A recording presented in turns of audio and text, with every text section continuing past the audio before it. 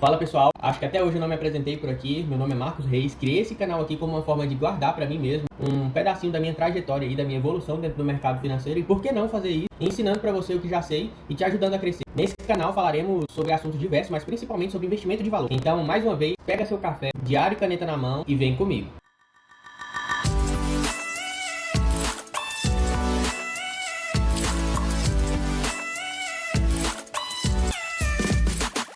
Nos vídeos anteriores, nós vimos a importância de investir com foco em longo prazo, vimos também a montagem de nossa carteira pública de ações aqui do canal. E como terceiro vídeo, falamos a respeito de alguns filtros para você começar a escolher boas ações. No vídeo de hoje, quero passar para vocês um conceito extremamente importante, que vai evitar que você sofra desvalorização desnecessária nas ações que você escolher, com um ensinamento bem simples, porém extremamente importante. Esse vídeo aqui ele é muito mais teórico, tá? Para você conseguir compreender o racional por trás, você vai curtir com certeza. Primeiro vamos falar sobre o ponto mais importante que devemos observar quando começamos a investir, né? Que é o risco. O que é o risco? Ele sempre está presente, dá para evitar. Se você está querendo rentabilidade, se você busca crescimento financeiro de fato, não tem como fugir do risco. Todo e qualquer investimento que fizermos que nos der algum tipo de retorno, terá algum risco embutido. Por quê? O dinheiro presente sempre terá mais valor que o dinheiro futuro. Porém, com investimentos corretos e conscientes, conseguimos fazer com que esse dinheiro futuro tenha mais valor agregado e, consequentemente, mais vantagem que o dinheiro presente. Isso resume investimento. Por exemplo, se eu quero empreender, montar uma empresa, seja qual for a área, preciso estar ciente dos riscos de não obter sucesso. Risco de não vender, risco de não conseguir cliente, risco de enfrentar um momento econômico ruim logo nos primeiros meses. Tudo isso são possibilidades de se avaliar quando estamos começando um negócio. O que precisamos ter em mente é, será que todo esse risco medido até agora terá um retorno equivalente ou superior no futuro? É vantajoso, de fato, abrir mão do meu poder de compra hoje em busca de um poder de compra maior amanhã?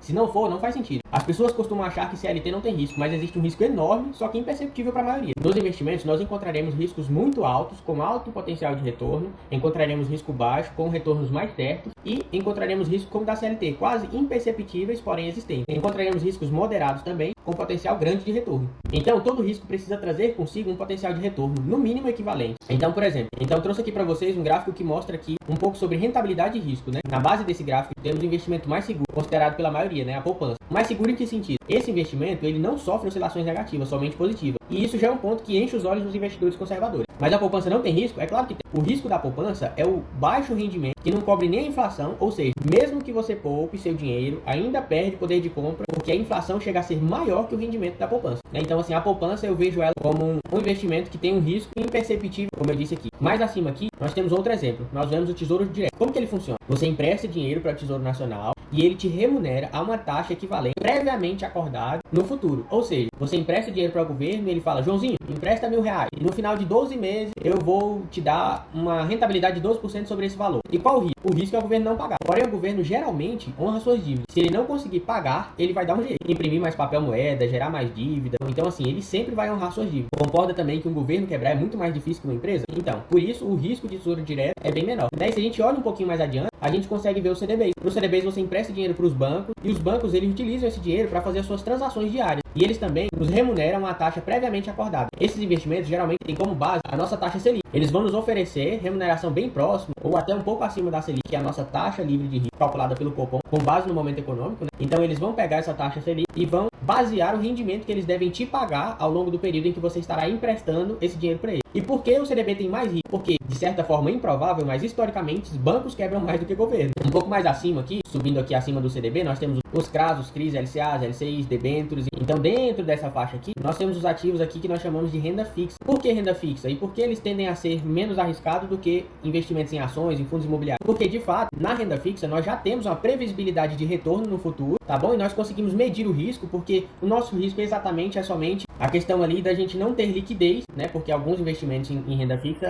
nós só conseguimos ter liquidez a partir de um determinado período de tempo, né? Sim, tem investimentos que você investe, por exemplo, há 10 anos para frente, entende? Apesar de você conseguir resgatar um pouco antes, mas vai corroer um pouco do seu rendimento ali. Então, aqui nós temos uma rentabilidade já garantida no ato do investimento e também nós sabemos o risco que nós estamos tomando. Então, por isso, renda fixa. Mais adiante aqui, nós vemos que o risco vai aumentando, né? Conforme a rentabilidade vai aumentando também, o risco também vai aumentando. E aí nós entramos na parte de renda variável. Aqui tem um universo ainda para cima aqui, tá bom? Só não cabe aqui no gráficozinho, mas tem muita coisa aqui para cima ainda. Como o próprio nome já diz, renda variável, né? O retorno é incerto. O risco por conta disso é maior. Mas se você souber Érico está fazendo, você consegue medir o risco e aproveitar boas oportunidades, com alta taxa de rentabilidade e crescimento. Olha só esses dois exemplos aqui que eu quero trazer para você. Itaú e Magazine Luiza. Falando de Itaú aqui, né? Itaú é um dos bancos mais sólidos hoje no Brasil. Quem olhou para os fundamentos do Itaú no passado e viu grande potencial de investimento, teve um crescimento absurdo nas últimas décadas, né? É só a gente olhar o gráfico aqui de Itaú. Todo investimento em ações, em fundos imobiliários, quando bem fundamentado, tem esse poder. Lembra do videozão que eu fiz para vocês aqui, onde eu mostrei para vocês os filtros por trás de cada ação? Se você não assistiu ainda, corre lá e assiste. Vai te ajudar a fugir de muita enrascada. Então, um exemplo aqui, Itaú. Então, a qualquer ponto aqui que você comprasse Itaú, obviamente que Itaú teve momentos de queda aqui também, mas a qualquer ponto que você comprasse Itaú aqui sabendo dos fundamentos, ao longo das décadas, ao longo dos anos, você teria uma rentabilidade absurda, né? E em 2016 ali era cotado a por volta de R$8 ali mais ou menos, né? R$8. Hoje é cotado a mais ou menos ali R$30, R$40. Então, olha só o quanto cresceu, ao contrário de uma empresa que é um pouquinho mais complicada nos seus fundamentos. Então, há um exemplo aqui, Magazine Luiza. Eu acompanho Magazine Luiza desde que comecei na bolsa. Era uma ação que todo mundo falava muito bem, uma ação que se multiplicou várias e várias vezes ao longo dos anos. Porém, quem olhou para os fundamentos, na mesma época que comecei a observar, por volta de 2019 ali, já sabia que a empresa entregava múltiplos indicadores internos, né? Assim como a gente viu no outro vídeo, muito sobreavaliado. Talvez causado por esse hype que houve ali por trás da ação, né? E também porque, de fato, ela até entregava alguns resultados bons no passado e o pessoal acabou acreditando muito que ela ia crescer muito mais. Então, assim, Magazine Luiza é uma das ações que mais cresceram ao longo dos anos aqui na bolsa, né? Se a gente puxa o gráfico histórico aqui de Magazine Luiza, ó, no último ano, Magazine Luiza caiu só 47%. Só que desde o seu topo histórico lá, o Magazine Luiza caiu cerca de 96%. Olha lá, mas também subiu no histórico. Por volta ali de 2016 em diante também, Magazine Luiza subiu 17.000%. Então, por isso, por conta de todo esse hype, por conta de tudo que aconteceu no passado, as pessoas compravam muito Magalu ainda, mesmo ela com múltiplos muito ruins, né? Muito aquém do que deveria entregar. Quem olhou os fundamentos aqui de Magalu viu que para você ter o seu investimento, investindo naquela época, né? Para você ter o seu investimento de volta em lucratividade da empresa, demoraria cerca de 100 anos. Então fazia sentido você comprar Magalu? De fato não fazia, né? Mas as pessoas não estão preocupadas em olhar fundamentos, estão preocupadas em olhar o que as pessoas estão falando, o que as pessoas estão recomendando por aí, né? E de fato na bolsa você tem que tomar muito cuidado com isso. Por isso que eu digo que o conteúdo desse vídeo é extremamente importante. Então imagina quem comprou na época do hype só porque todos falavam, mas não olhava para os fundamentos. Sofrem até hoje a desvalorização desse ativo, né? Mas como evitar isso? O primeiro passo, você já sabe, sempre escolha empresas com excelentes fundamentos e baixíssimo endividamento e com excelente prospecção de crescimento. Agora um ponto ainda muito importante, e aí entramos no que quero passar para vocês aqui hoje, lembra da criação da carteira do canal, onde particionamos nosso aporte para cada ação? Porém, duas das ações, nós decidimos não comprar todo o valor que nós destinamos a ela justamente por não ter uma boa margem de segurança. Então, a partir disso, a gente já tem essa visão de quando investir na ação ou quando se resguardar um pouquinho para talvez aportar um pouco mais forte depois, quando houver a correção, né? Então vem comigo agora que vou te mostrar nossa rentabilidade até aqui e por que não compramos tudo que tínhamos nessa ação, ainda que tenhamos escolhido elas com bons fundamentos, né? Para compor a carteira. Olha só, nossa carteira de ações aqui, ela hoje está com a variação positiva de 0,18%. Não é muito, mas olha só, ativos que nós compramos aqui, ó, o Banco ABC Brasil, que é o ABCB4 aqui, nós estamos com variação positiva de 4,89%. Então, desde que compramos a ABCB4, ela subiu 4,89%. Esse CEMIG aqui está no 0 a 0, tá bom? A gente não teve valorização nem desvalorização, olhando aqui na perspectiva do fechamento do mercado de ontem, né? Tá aqui meio que na mesma faixa de preço que nós compramos. Banco do Brasil, uma das ações que eu quero falar com vocês hoje, tá bom? Nós compramos Banco do Brasil a 20,77. Até ontem elas custavam 19,24, tá bom? Essa cotação aqui é do fechamento do mercado de ontem. Então nós estamos com uma queda acumulada aí de 7,37%. Rani 3 subindo 5%. Sapri 4, outra ação que eu quero falar com vocês a respeito dela hoje, está com uma queda de 10,21%. E na energia ali, só uma alta de 13%, né? Outra que eu também quero falar especificamente a respeito delas aqui com vocês. Não é porque escolhi uma ação boa, com bons fundamentos, que vou comprar a qualquer preço, né? A gente precisa tomar cuidado com isso. De fato, isso aqui não é um sonho, né? Isso aqui é a realidade. Hoje o Banco do Brasil é a segunda maior variação negativa ali da nossa carteira, né? E por que isso? O Banco do Brasil tem excelentes fundamentos, nós vimos isso juntos. Estava sendo negociada no dia que decidimos aportar a um preço muito descontado. E porque ainda assim caiu mais. Eu tenho uma exposição em Banco do Brasil na minha outra carteira de investimentos e acompanho a ação há algum tempo. Na divulgação de resultados do primeiro trimestre de 2025, os resultados, apesar de positivos, vieram um pouco abaixo do que era esperado. E isso fez com que a percepção de risco por parte dos investidores aumentasse e, com isso, muitos venderam as ações que tinham. Geralmente, quando tem resultados ruins ou abaixo das expectativas, aqueles investidores que compraram bastante tempo atrás costumam realizar lucro, né? Então, por exemplo, você comprou quando o Banco do Brasil estava R$ 15, hoje está, sei lá, a 30. Você vai segurar sabendo que teve resultado ruim e que o banco pode desvalorizar? Não. Você vai começar a vender. E isso gera um efeito manada, né? Isso significa que a ação vai quebrar? Não. Ainda mais empresa com fundamentos tão fortes como o Banco do Brasil. O que acontece é que os investidores começam a realizar lucro e quando as ações desvalorizam, aquele dinheiro que eles realizaram de lucro, eles vão e compram mais daquela ação, né? E eles vão fazendo assim uma gestão eficiente da carteira de ações, que isso é uma coisa que a gente precisa conversar ainda, né? Então, por exemplo, nós temos ali a nossa carteira de ações e a gente divide essa carteira de ações em várias fatias, né? Em várias fatias aqui e tal. Aí, vamos supor que um dos ativos que a gente tem aqui na nossa carteira, ele começa a subir e ele passa aqui o que a gente considera ideal, o percentual que a gente considera ideal. Enquanto outro ativo aqui que a gente tem em carteira, ele diminui, né? Então a composição dele ele diminui. Então vamos supor que esse ativo aqui, ele esteja valorizando 10%, enquanto esse daqui esteja desvalorizando menos 5%. Então o que eu faço? Para eu manter uma gestão eficiente aqui da minha carteira, né? Eu sei que os dois ativos são extremamente bem consolidados, têm fundamentos muito bons. O que eu vou fazer, né? Qual é a perspectiva que eu tenho que ter a partir disso? Eu tenho que fazer o seguinte, olha só, eu tenho que pegar esses 10% aqui, realizar esse lucro de 10%, colocar no bolso. Esses 10% vão virar dinheiro, né? Vão virar liquidez para mim. E com essa liquidez, com esse dinheiro em caixa, o que eu vou fazer? Eu vou comprar mais dessa ação aqui que caiu porque ela está barata, ela está desvalorizando 5%. Então eu vou pegar e vou diminuir essa parte aqui que está positiva, certo?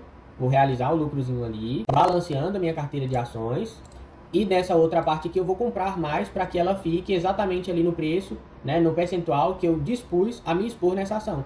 Aí beleza, no futuro vamos supor que essa ação aqui que nós estamos observando, que nós temos em carteira, ela subiu mais. Aí agora ela que subiu 10% e essa daqui caiu 5%. O que eu vou fazer? Realizo essa daqui, realizo o lucro dessa e compro essa daqui. Então, rotacionando assim o nosso capital, a gente faz uma gestão eficiente da nossa carteira, beleza? Eu desenho muito bem, né? Fala a verdade. Então, percebe a importância disso daqui? Percebe a importância da gente saber o que está fazendo? Então, por exemplo, em ABCB4 aqui, se ela subir um pouco mais, eu posso realizar um pouco mais de lucro aqui de ABCB4 e comprar as outras que estão caindo. Concorda comigo? Se a gente for levar em consideração essa perspectiva que eu acabei de falar para vocês. Só que, lembra que a gente ainda tem um caixinha disponível lá pra gente comprar SAPRE 4 e comprar Neo Energia? Porque eu falei que SAPRE 4 e Neo Energia não estavam em um ponto legal pra gente comprar? Pois é, então ao invés de eu realizar lucro aqui em ABCB4, eu posso usar esse caixinha aqui pra comprar essas outras ações que estão caindo. E no caso seria Banco do Brasil e SAPRE, né?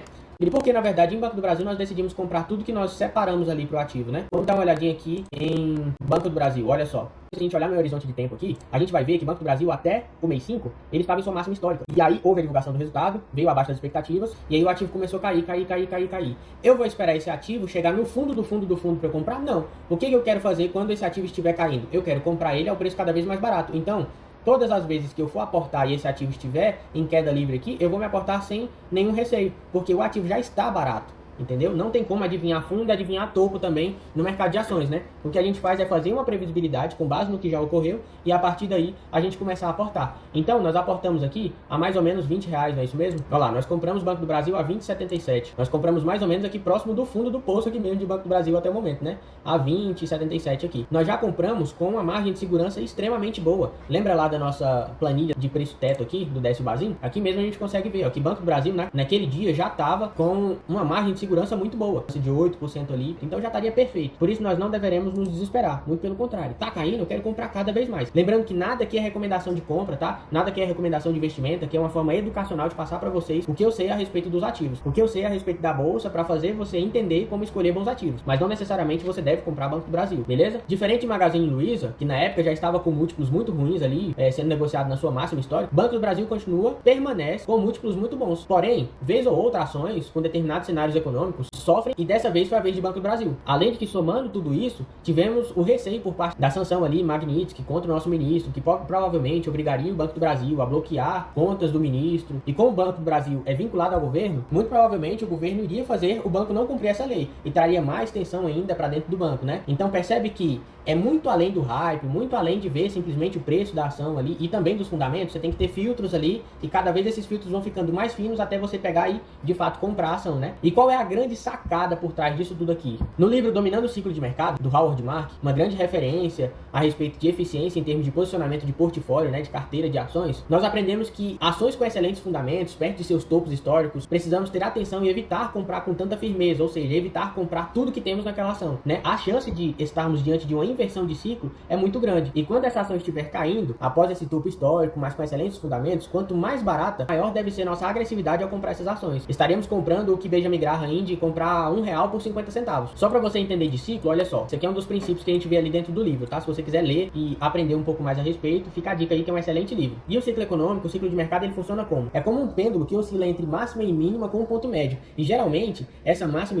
e mínima são perceptíveis pelo sentimento psicológico das massas que movimentam o preço dos ativos, né? É impossível tirar o emocional de posições na bolsa. Por mais profissional que você seja, porém você consegue fazer o certo, e fazendo o certo te trará mais tranquilidade para saber os motivos das tomadas de decisões. Como podemos perceber isso, né? Geralmente, do ponto médio de um ciclo para cima, podemos notar bastante otimismo, igual nós vemos aqui no gráficozinho, por parte dos investidores, né? Que vira entusiasmo, e aí entra na emoção, onde os investidores não sabem se sai do ativo porque já subiu muito, ou se mantém a posição acreditando que a sorte sorriu, e que dessa vez conseguirá uma rentabilidade absurda, nunca antes vista, porque quando a gente está posicionado no ativo, é justamente essa a nossa dúvida. A gente fica, eu saio, eu permaneço, o que eu faço? Então por isso você precisa ter regras para como gerir a sua carteira, tá? Ah, bateu 10%, vou realizar 5% e comprar um ativo que está desvalorizando, por exemplo, entendeu? Então você fica nessa, já subiu muito, e aí você decide manter o ativo ali em carteira, e aí o ativo começa a demonstrar fraqueza na continuidade do movimento de alta, e aí vem a euforia, e quando menos espera, o ativo começa a cair e vem a negação, e aí entra ansiedade, medo, e aí você fica, não vou sair, vai subir de novo, é só uma correção de preço, vai voltar a subir, e aí, meu amigo, já viu, né? O ativo cai além do esperado e com medo de perder mais dinheiro do que você já está negativo, porque geralmente você comprou ali perto do topo por conta do hype, né? Pânico atinge seu máximo ali e você começa a desfazer ali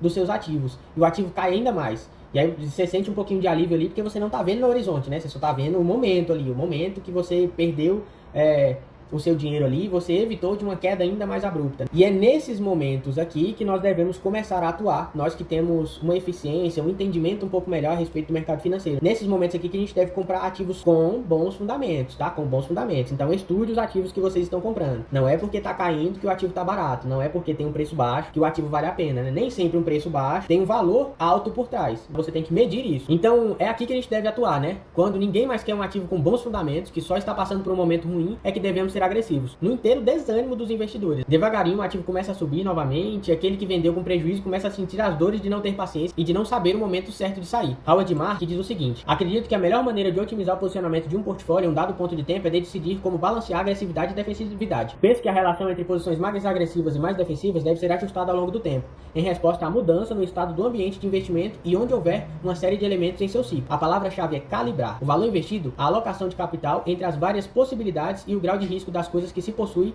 devem ser calibrados ao longo de um contínuo que vai de agressivo a defensivo. Quando for barato, devemos ser agressivos. Quando for caro, devemos recuar. Então agora aqui falando a respeito dos ativos que nós escolhemos, né? Então o Banco do Brasil estava sofrendo uma correção após ali uma divulgação de resultados não tão boas quanto o esperado, tá? Mas ainda assim veio com a divulgação de resultados positivos, tá? Ela não teve prejuízo, muito pelo contrário, veio com resultado positivo, porém aquém das expectativas. Já a Sapri 4, olha só, Sapri 4 tinha divulgado resultados muito bons recentemente e, olha só, Sapri 4 subindo muito, né? Subindo muito. Então Sapri 4 aqui, quando nós decidimos comprar, não fazia tanto sentido comprar o preço que estava, porque estava muito próximo do topo histórico. Hoje não, olha só, hoje nós temos Sapri 4 aqui com a desvalorização de 10%. Então hoje a gente compra ela com a margem de segurança um pouquinho melhor, né? A gente comprou a 6 a 7 e 15, foi uma das ações que a gente não comprou tudo que tinha para comprar dela, justamente por conta disso. Hoje a 6,42 a gente pode comprar com um pouco mais de afinco, né? A gente pode ser um pouco mais agressivo por conta dessa desvalorização de 10%. Nesse dia que estava sendo negociada a 10 e 15, Sapri 4 tinha uma margem de segurança de 6%. Hoje tem uma margem de segurança ali, aproximadamente, ó, 6,42, aproximadamente ali entre 7 e 6%. Então já tá muito mais interessante da gente comprar a Sapri 4 com um pouco mais de agressividade. Então imagina se a gente compra tudo que tem para comprar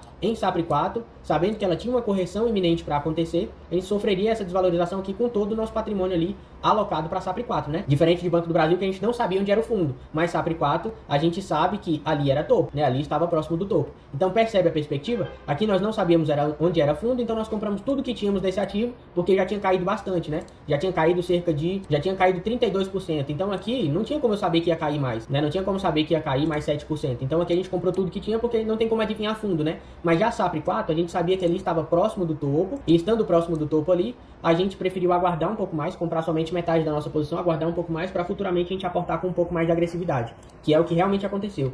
Neo Energia, mesma perspectiva ali de SAPRE 4. Por quê? Neo Energia estava negociando ali próximo do seu topo histórico, né? Então a gente decidiu comprar só uma ação de Neo Energia pra gente se expor a Neo Energia, até porque lá no Décio Bazinho, se a gente for olhar, Neo Energia naquele dia estava negociando a um preço acima da margem de segurança de 6%. Faria sentido a gente comprar Neo Energia com tanta agressividade que fosse a metade da posição que a gente tinha separado para Neo Energia, ou até mais? Não faria sentido. Nossa margem de segurança estava muito pequena. O que a gente fez? A gente comprou uma para se expor e acompanhar o ativo ali dentro da nossa carteira, e estamos aguardando a correção de Neo Energia para a gente comprar com mais força, né? Neo Energia até deu uma corrigidinha bem fraquinha aqui, desde quando nós compramos, né? De 2% ali mais ou menos. Aí fez a divulgação de resultado e começou a subir novamente. Por quê? A divulgação de resultado de Neo Energia foi muito positiva. Então essa ação subiu bastante. Só que como já estava muito acima da nossa margem de segurança, meu amigo, pode divulgar resultado extraordinário aí, que a gente não vai comprar, porque nós precisamos medir risco. Qual é a base desse vídeo? Medir risco e saber quando aportar ou quando se manter esperando um melhor momento para você conseguir comprar o ativo. Agora que você já sabe selecionar bons ativos, sabe o melhor momento para ser agressivo e sabe se manter calmo e gerenciar bem seus aportes, já tá na hora de você começar aí a pensar em comprar alguns ativos, hein? Se você tá me acompanhando até aqui e ainda não pensou nisso, não pensou em separar um pouquinho do seu dinheiro ali para você comprar ativos na bolsa, tem alguma coisa de errado. Então, se você ficou com alguma dúvida, comenta aqui nos comentários que eu quero te ajudar nessa jornada. Esse é o intuito do canal aqui. Conta comigo pra gente crescer junto, beleza? E se você gostou desse vídeo, acha que o conteúdo é relevante, faz alguma diferença pra você, deixa seu like, se inscreve no canal, me segue lá no Insta e aguarde que vem conteúdos muito mais ricos por aí. Não é nem o começo, hein? Mas eu quero saber de você também se você gosta de vídeos longos como esse ou se você prefere que os vídeos sejam um pouquinho mais curtos. Existem certos tipos de conteúdo que eu não consigo trazer um vídeo muito curtinho aqui pra você, tá? Existe um conteúdo muito intenso por trás, muito denso por trás, que o vídeo sim precisa ser um pouco mais longo. Espero que você tenha paciência para assistir até o final. E se você chegou até aqui, curte esse vídeo aí, compartilha com aquele amigo que precisa saber disso, ativa o sininho para não perder nada e até o próximo vídeo. Fui!